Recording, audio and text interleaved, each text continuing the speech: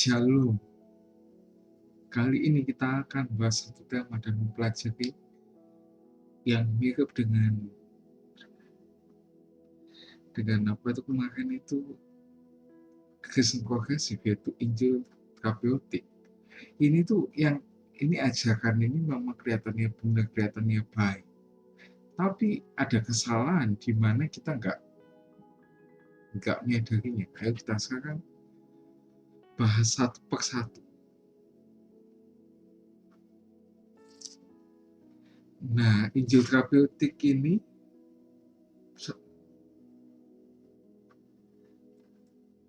tuh basisnya itu pada moralistik, perasaan, atau spiritual tanpa harus jadi Kristen. Nah, jadi Kristen itu apa ya? Harusnya tadi pikul salib itu. Dan ini selalu menginginkan kehidupan yang selalu kita dambakan, selalu ingin kehidupan yang ideal dan yang berupa tentang kebutuhan, perasaan, dan kebahagiaan seseorang secara umum dan bagaimana hidup didefinisikan. Dari atas ke kanan, Yesus dan Paulus sama-sama mengalami dari bawah ke kiri. Nah, apa sih itu sebenarnya Injil terapeutik itu? Secara emosional, yaitu Injil yang didasarkan pada perbaikan hidup kita sesuai dengan kebutuhan kita. Secara emosional, fisik, dan mungkin finansial. Tapi secara keseluruhan itu intinya adalah aku, dan aku. Injil yang dipersonalisasikan yang sesuai dengan kesukaan kita daripada mengharapkan kita untuk menyesuaikan hidup kita, praktik, dan bahkan selera kita dengan Kristus. Injil ini adalah Injil tanpa penyangkalan diri yang memandang penderitaan sebagai ketidaknyamanan yang harus disingkirkan sesegera mungkin. Sebuah Injil yang menghargai kehidupan yang berkemenangan dan menolak penderitaan, kegagalan, dan hasil buruk sebagai konsekuensi dari kurangnya iman. Ya, maksudnya apa? Kalau ada buruk berarti kita itu imannya kurang, kita kurang doa dan sebagainya, daripada melihat bagaimana jika kesulitan, mencobaan, penderitaan, kehilangan, dan rasa sakit justru merupakan hal yang menciptakan kerinduan akan sesuatu dalam diri kita. Nah, apa sih yang kira-kira menjadi ciri dari Injil ini? Yang pertama, yaitu fokus pada kenyamanan dan berkat, terutama pada kesejahteraan emosional. Sebenarnya kenyamanan sama berkat ini bukan hal yang salah, tapi yang salah kalau ini jadi fokus gitu. Kak Barnes dan Noble dipenuhi dengan buku-buku pengembangan diri Kristen yang disamakan sebagai Alkitabiah. Namun secara dramatis dipermudah dan pada kenyataannya menjadi kaki tangan bagi orang Amerika yang perlu merasa nyaman dengan diri mereka sendiri, tidak peduli dengan bagaimana mereka hidup atau dosa apa yang kita miliki itu hidup kita. Yang kedua, apa? Selain itu fokusnya pada berkat dan kenyamanan, yaitu melihat rasa sakit dan penderitaan sebagai suatu hal yang dihindari. Gimana pun caranya dan sebagai tanda bahwa ada segala sesuatu yang salah dari iman kita. Jadi mereka menganggap kalau ada rasa sakit, penderitaan, berarti ada yang salah dari iman kita. Padahal sebenarnya kita gagal memahami maksud dan tujuan ilahi dari kesulitan bahwa ini adalah metode yang digunakan Tuhan untuk membuat kita menjadi manusia yang baru, menjadi orang yang benar-benar baik menurut Tuhan. Orang yang menurut Tuhan itu kita itu benar gitu loh sebenarnya. Maksud dari penderitaan, mereka itu menganggap penderitaan itu suatu hal yang harus dihindari. Kalau bahasa sekarang mungkin penderitaan itu harus ditengking ya itu ya. Penderitaan, tapi kita Kristen yang sejati nggak boleh kayak gitu. Kalau kita benar-benar mengikut Kristus, pasti kita harus mengikut salib, nyangkal diri itu Ya memang sakit bagi kita di awalnya, tapi nantinya akan mendatangkan kemuliaan bagi kita. Yang ketiga yaitu di Injil terapeutik ini ada istilah dari atas ke kanan yang biasa disebut kemenangan di masa lalu. Gagasan yang digagas Tuhan bagi umatnya adalah kebebasan secara harfiah dari jerih payah. Nah, kemenangan di masa lalu itu nggak bisa dibuat patokan di masa sekarang kita akan menang dengan cara itu juga. Memang kita tuh boleh dan diharuskan mengingat kebaikan Tuhan supaya kita tuh tidak apa ya, kalau dalam ada masalah, oh ya dulu ditolong, aku sekarang ditolong juga. Tapi meskipun ditolong juga itu belum tentu dengan cara yang sama, bisa aja dengan cara-cara yang beda gitu. Makanya itu kemenangan di masa lalu itu nggak bisa dijadikan patokan, tapi sebagai penguat iman aja sih itu ya. Bukan jadi patokan, kita boleh tolong Tuhan, walaupun secara masalahnya itu benar-benar sama. Yang selanjutnya, Injil terapeutik itu salah memahami kejahatan manusia dan apa yang ingin Tuhan lakukan dengan hal itu. Injil terapeutik ini egois dan lemah. Hal ini tidak didasarkan pada kehidupan nyata yang berisi dengan penderitaan, berita buruk, ketidakadilan, dan kerugian yang mendalam serta mengambil keuntungan diri dari lemah dan tidak beruntung. Nah, ini hidup pengen terlalu ideal gitu loh. Kalau pengen benar-benar gak ada masalah, pengen gak ada apa, ini selalu apa? Nggak pernah memahami dosa sama sekali, nggak pernah kita tuh di sini tuh di Injil terapeutik nggak pernah memikirkan dosa. Yang selalu apa? Salah karena kurang iman sama Tuhan. Kalau iman betul sama Tuhan, itu benar-benar salah. Nah, ini yang terakhir, ciri-cirinya itu. Iman dasarnya adalah obat dan bukan penebusan. Dan tujuannya adalah menghilangkan rasa sakit dari penderitaan. Bukan penebusan melalui penderitaan. Nah, ini yang juga salah. Karena ini sebagai apa ya? Iman di sini dia cuma dianggap sebagai sebagai painkiller aja gitu loh. Untuk menghilangkan gejala tapi penyebabnya enggak. Kayak contohnya kemarin waktu pandemi. Kan pasti obat-obatnya itu karena memang belum ditemukan obatnya. Pasti apa? Yang selalu diselesaikan ada gejalanya dan gejalanya. Tapi penyakitnya sendiri itu nggak bisa hilang. Memang dulu ada gejalanya batuk, ada pilek, itu bisa hilang dengan obat-obatan yang diberikan. Tapi virusnya itu belum tentu mati, dan matinya itu harus ada proses yang lama baru benar-benar bisa benar-benar mati. Dan orangnya itu masih bisa ketularan lagi. Makanya itu penebusan itu sepenting itu. Obat untuk penyebab penyakitnya itu apa? Nah juga sekarang kan banyak orang sakitnya itu karena penyebabnya adalah pikiran kita yang terlalu banyak memikirkan, overthinking dan sebagainya itu. Ya kita waktu itu diperiksa, misalnya kita pusing, apa nggak ada yang sakit dari situ kalau diperiksa. Tapi pikiran kita yang selalu memikirkan hal yang yang nggak gitu loh. Angka itu kadang itu ini itu sama sekali nggak pernah memikirkan kalau kita tuh memang orang berdosa, orang jahat dan sebagainya. Yang selanjutnya ada namanya Injil terapeutik yang kontemporer. Kebutuhan yang paling jelas dirasakan secara analogi pada abad ke-21 di kelas menengah ke atas Amerika, yang berbeda dengan kebutuhan yang dirasakan oleh Dostoevsky. Kita menganggap remeh pasukan pangan dan stabilitas politik. Kita menemukan keajaiban pengganti dalam kesiapan teknologi. Kebutuhan yang dirasakan kelas menengah tidak terlalu penting. Mereka mengekspresikan rasa kepentingan pribadi yang lebih mewah dan halus. Itu kayak apa? Ini sebenarnya ya nggak salah. Sekali lagi ini halnya di sini nggak salah. Tapi karena mereka tuh nggak makna memikirkan kok kita tuh memang orang berdosa yang perlu ditebus, maka itu salahnya di situ.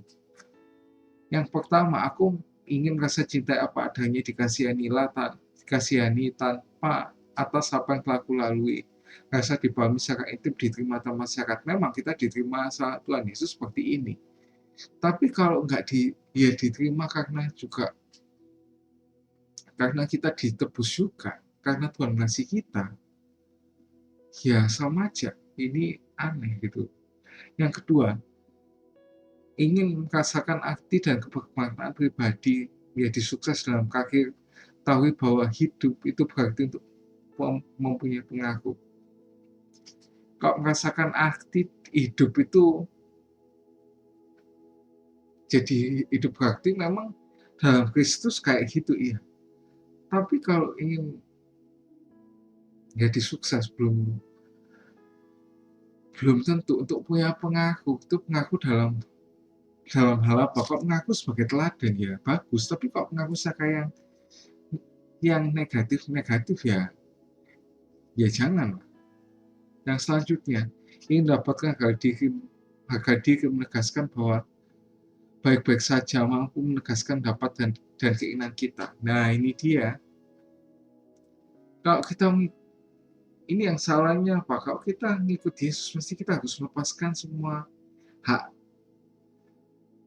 hak kita untuk sebagai apa, fokusnya pada Kristus dan Kristus itu.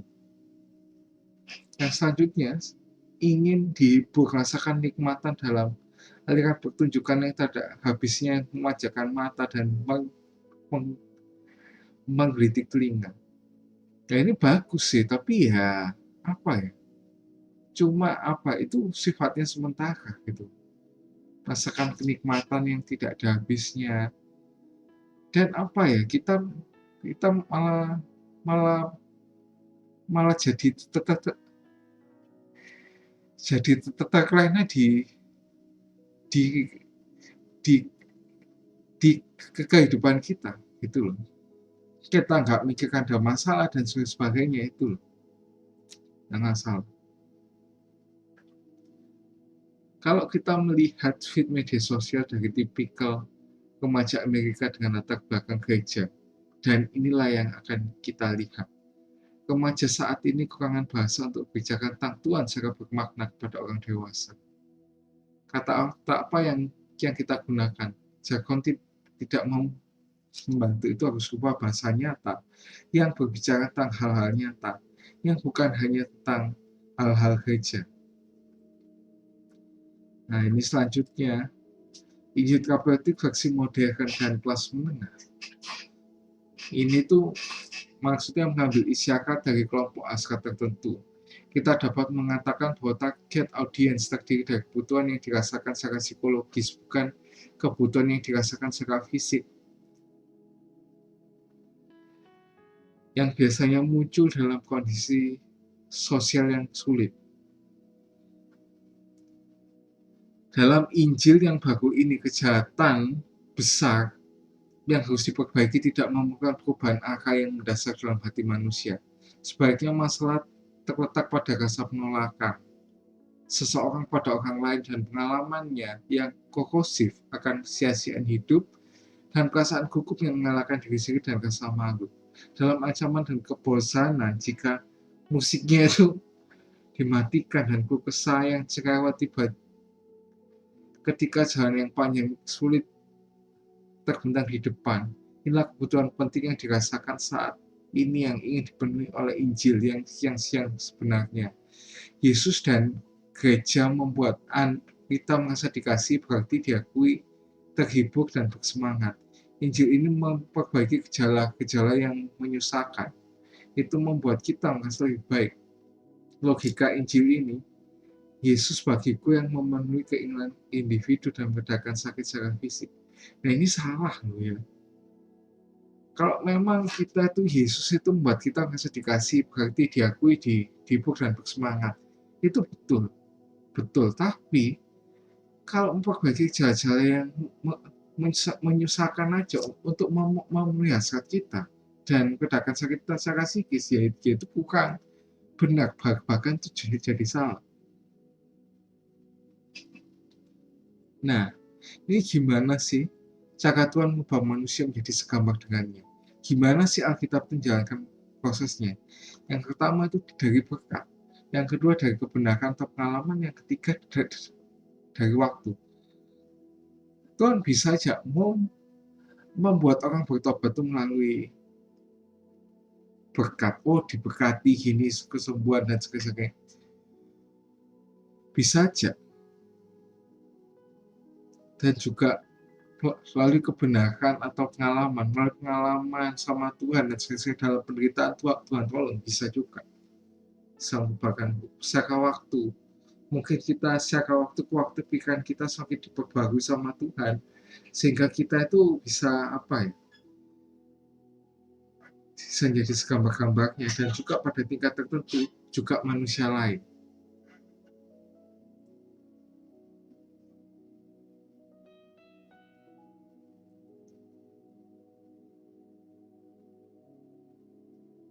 Nah, proses itu juga dimaksudkan untuk kemuliaannya.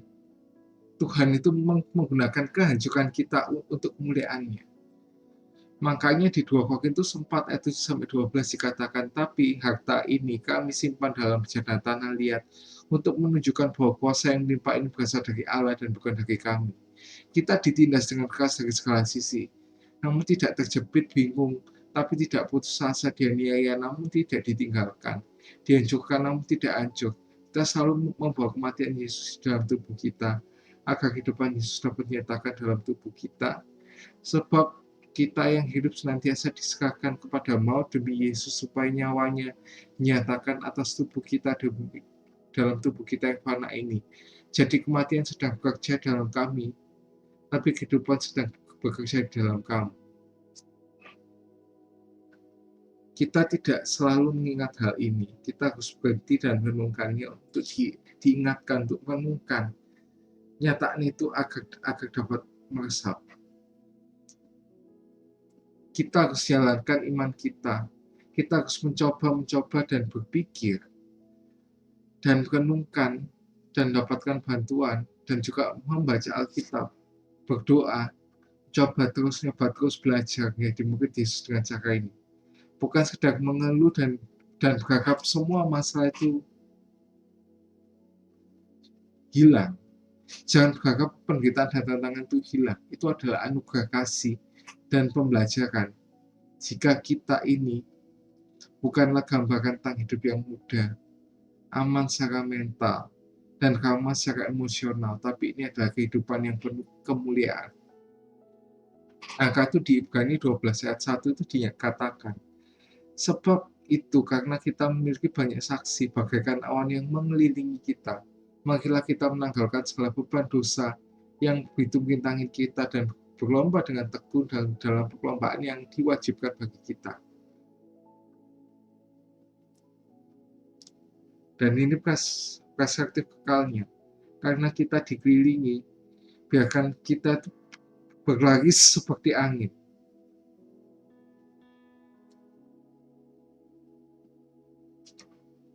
Tuhan menciptakan kita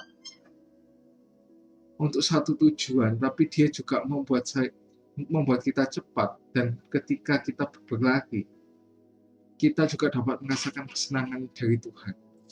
Apakah iman kita itu membuat kita berdarah? Apakah kita lupa kata-kata penyemangat? Ya, kadang-kadang kita tuh bisa punya itu. Kenapa? Agar kehidupan, agar kekuatan, agar rahmat itu. Dan juga beratnya kemuliaan, walaupun luarnya, dalamnya. Ada seorang bernama George MacDonald berkata, anak alam menderita sampai mati, bukan agar manusia tidak menderita, tapi agar penderitaan mereka sama seperti penderitaan yang dialaminya.